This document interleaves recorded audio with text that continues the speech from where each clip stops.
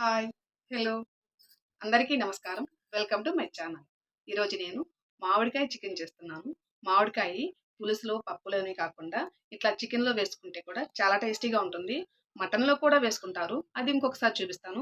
ప్రస్తుతానికి మామిడికాయ చికెన్ ఎలా చేస్తానో ఇప్పుడు చూద్దాము. మామిడికాయ చికెన్‌కి ఎండు కొబ్బరి తీసుకున్నాను. ఒక చిప్పలో సగం తీసుకున్నాను. కొన్ని జీడిపప్పు తీసుకున్నాను. ఈ 2 కలిపి మిక్సీ పట్టుకోవాలి.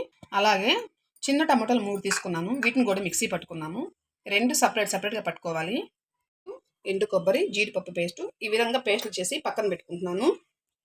స్టవ్ వెలిగించి ప్యాన్ పెట్టుకున్నాను. ప్యాన్ వేడయింది. ఆయిల్ వేసుకుంటున్నాను. ఆయిల్ వేడయింది. 2 ఉల్లిపాయలు సన్నగా కట్ చేసి వేస్తున్నాను. సాల్ట్ కొద్దిగా వేస్తున్నాను. ఉల్లిపాయలు ఎర్రగా వచ్చేంత వరకు వేపుకోవాలి.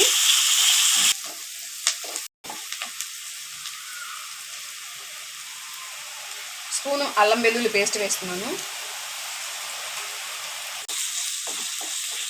ఈ అల్లం వెల్లుల్లి పేస్ట్ పచ్చివాసన పోయేంత వరకు వేపుకోవాలి. స్టవ్ సిమ్లో పెట్టుకొని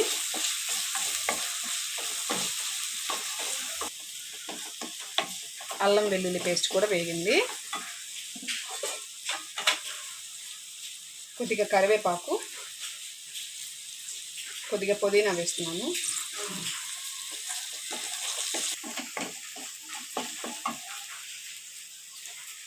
పచ్చిమిర్చి పేస్ట్ వేస్తున్నాను. కారము ఇదేను, ఇంకా కారం వేసేది ఉండదు. 2 స్పూన్లు వేసాను. మీరు కారం ఎక్కువ తినేవాళ్ళు ఇంకో స్పూన్ కూడా వేసుకోవచ్చు. ఈ పచ్చిమిర్చి పేస్ట్ కూడా పచ్చివాసన పోయేంత వరకు వేసుకోవాలి.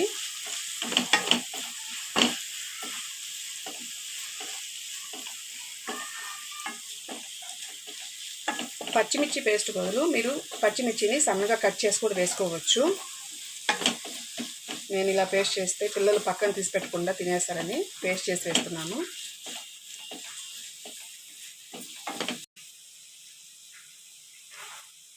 కొద్దిగా పసుపు వేస్తున్నాను. పచ్చిమిర్చి పేస్ట్ కూడా వేగింది. ఇప్పుడు శుభ్రంగా కడిగి పెట్టుకున్న చికెన్ వేస్తున్నాను.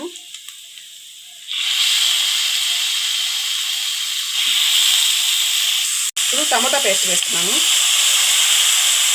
ఇక వాటర్ కూడా వేస్తున్నాను. టమాటా పేస్ట్ కూడా వేసి ఒకసారి బాగా కలుపుకోవాలి.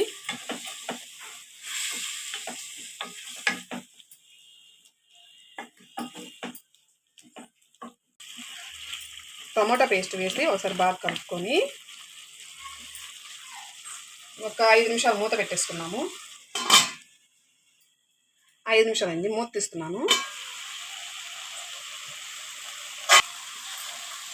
మళ్ళీ చికెన్ ఇంకొకసారి కలుపుకొని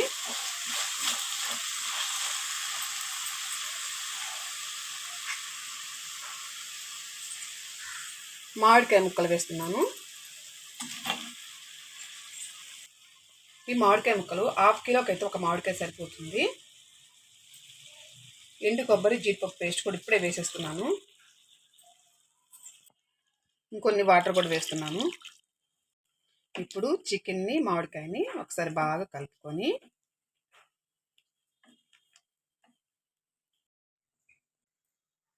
రెండు స్పూన్ల చికెన్ మసాలా కూడా వేస్తున్నాను. చికెన్ మసాలా కూడా వేసుకున్న తర్వాత కూరనంతా ఇలాగా బాగా ఒకసారి కలుపుకొని చికెన్ ఉడికేంత వరకు మూత పెట్టేసుకున్నాము.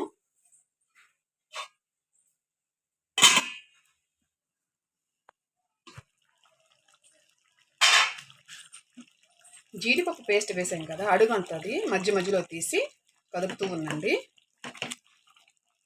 సాల్ట్ చూద్దాం ఒకసారి.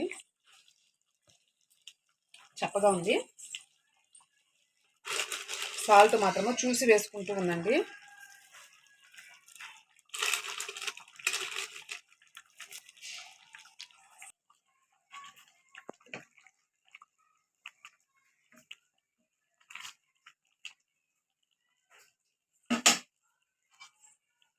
మళ్ళీ మూత పెట్టుకున్నాము.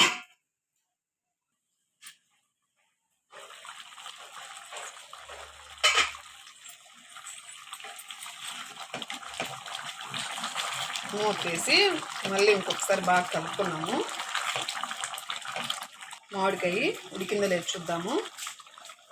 చూడండి బాగా ఉడికింది, కూర కూడా రెడీ అయిపోయింది. లాస్ట్లో కొద్దిగా కొత్తిమీర చల్లేసుకొని స్టవ్ కూడా ఆపేస్తున్నాను. ఇంకా వడ్డించుకొని తినేసి అయితే నేను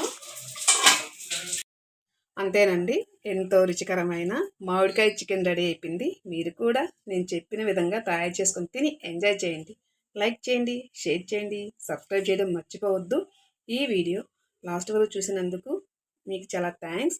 అంతేకాకుండా ఇది చపాతీలో కానీ అన్నంలో కానీ చాలా టేస్టీగా ఉంటుంది. ఒక్కసారి ట్రై చేయండి. Thank you.